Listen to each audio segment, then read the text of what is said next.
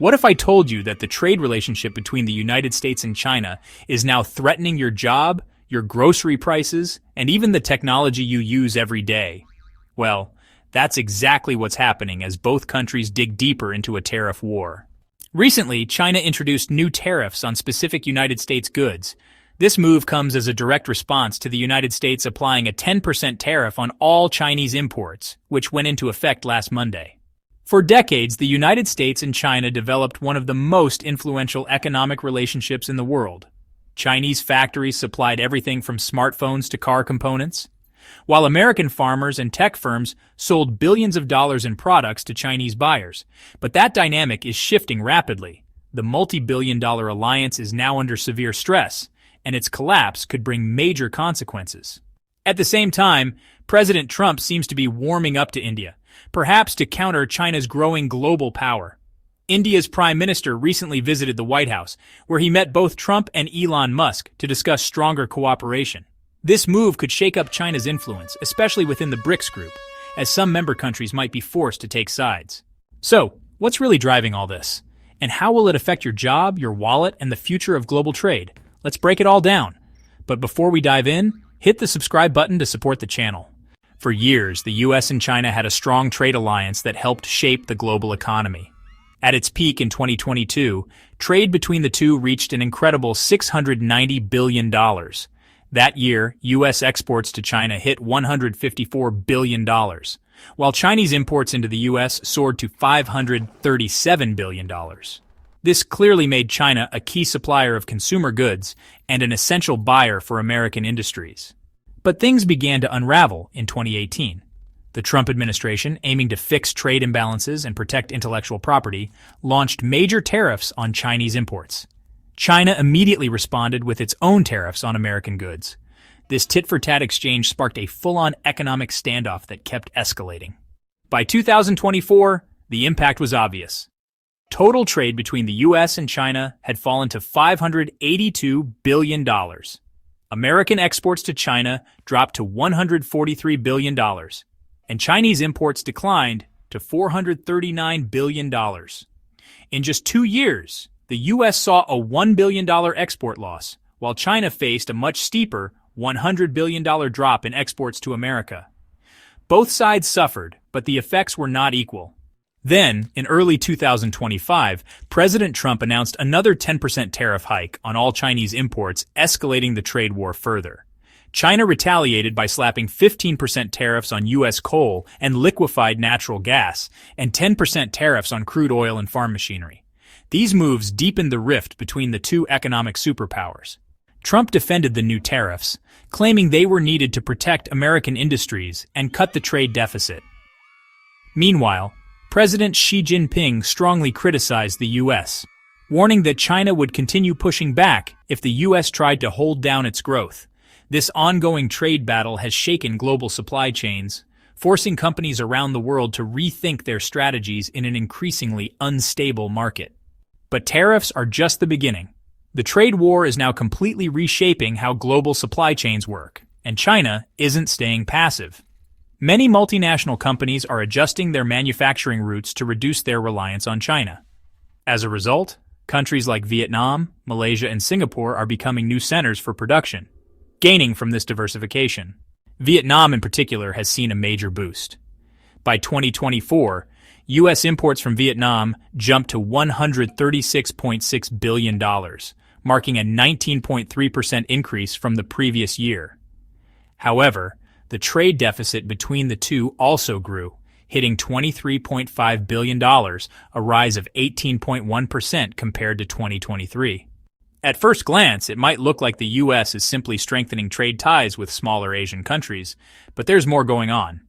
Many Chinese companies have been quietly relocating production to Vietnam, using it as a loophole to avoid U.S. tariffs and rising costs. This shift is especially significant in the electronics sector. Vietnam's exports to the United States have exploded. $39 billion in electronics, billions more in machinery, and $10 billion in furniture and lighting, as early as 2022.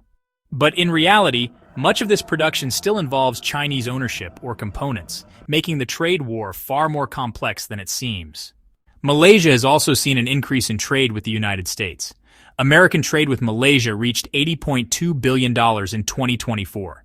U.S. exports to Malaysia surged 43.5% to $27.7 billion, driven largely by electronics and machinery.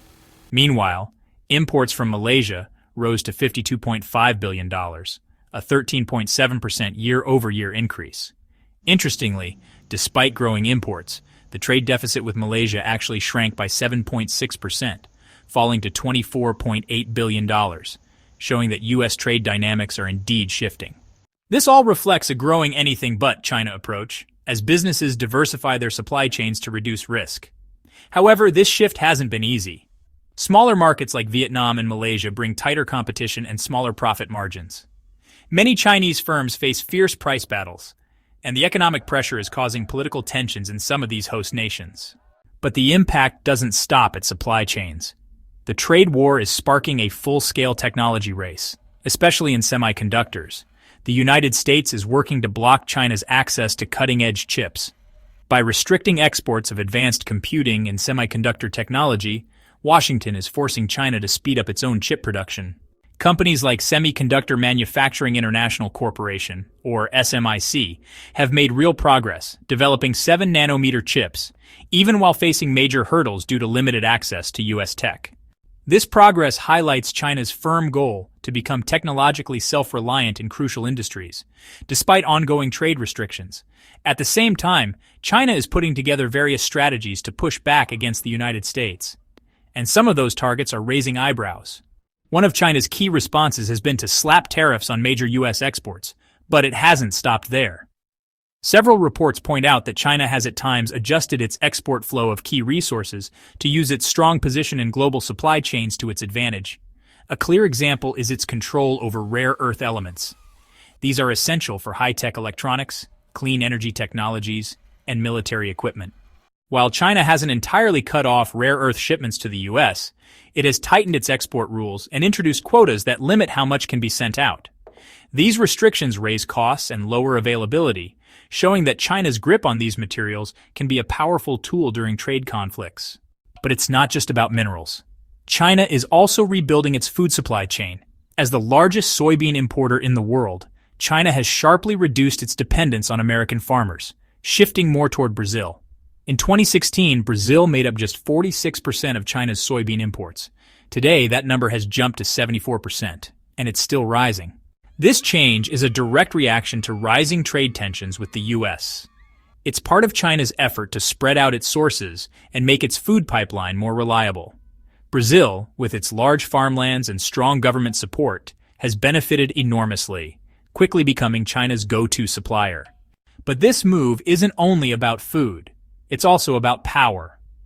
Strengthening trade with Latin American nations like Brazil gives China a valuable economic ally in a part of the world where the U.S. has traditionally had the upper hand. The energy sector tells a similar story. China has locked in long-term energy contracts with major players, cutting out American suppliers. One of the biggest examples is a 30-year natural gas deal with Russia, which guarantees steady energy supplies through the power of Siberia pipeline. On top of that, China signed a $60 billion LNG liquefied natural gas agreement with Qatar, giving it another stable energy source. At the same time, China announced a 15% tariff on U.S. coal and LNG. These measures clearly aim to phase out reliance on American gas, which had been on the rise before the trade war. By securing energy from Russia and the Middle East, China is shielding itself from geopolitical risks that could disrupt supply chains. Arguably, the boldest part of China's trade overhaul is its investment in high-end technology. The Made in China 2025 plan is a government-backed effort to make China a top player in industries like semiconductor production. In the past, China relied heavily on American tech companies for advanced chips and critical parts. That dependence became a serious issue when the U.S. restricted exports to firms like Huawei. In response, China started investing billions into building its own chip industry, developing local supply chains, and cutting back on foreign reliance. This includes launching state-owned firms making strategic takeovers and pouring money into research. If successful, China could rise as a major player in chip technology, challenging U.S. control over the sector. China's trade shift is not just about spreading out its economy. It's also a smart geopolitical move. By deepening partnerships with Brazil, Russia, and Qatar, China is building a stronger, more secure economic network that's less vulnerable to U.S. influence. The big question is, how will the United States respond? Will it fight back to regain lost ground? Or will China's new strategy permanently shift how global trade works? So who's getting hit the hardest by all this? The fallout from the U.S. China trade war has hurt several industries, especially farmers, tech companies, and everyday consumers. American farmers have been among the biggest losers. In states like Iowa and Nebraska, where farming is a way of life, bankruptcies surged when China pulled back. Losing China as a buyer left a massive hole that's been hard to fill. Finding new markets isn't easy. It means building new trade partnerships, adjusting to different standards, and jumping through regulatory hoops.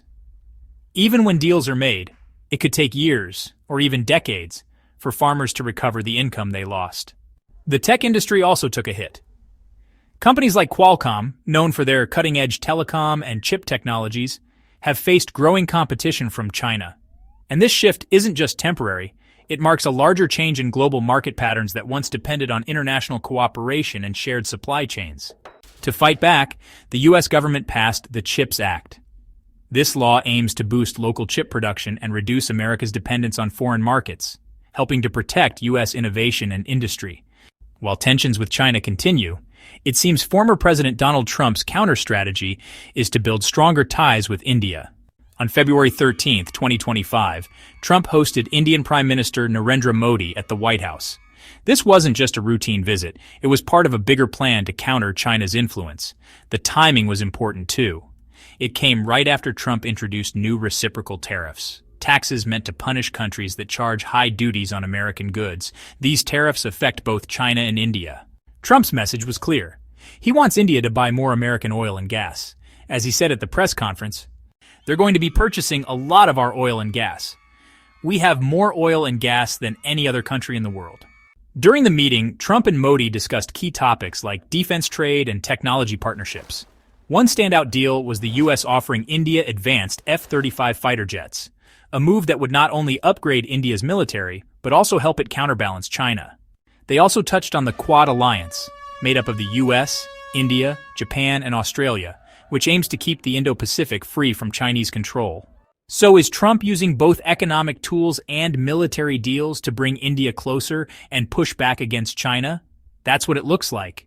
It's a strategy built on both incentives and pressure, offering high-tech weapons while nudging India to open its markets to U.S. goods.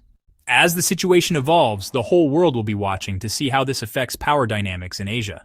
With China growing closer to Russia, Brazil, and the Middle East, and the United States leaning on India, are we witnessing a permanent split between the world's two largest economies? Let us know what you think in the comments. For more updates and insights on the global economy, make sure to subscribe and stay tuned. Our next video will be explosive.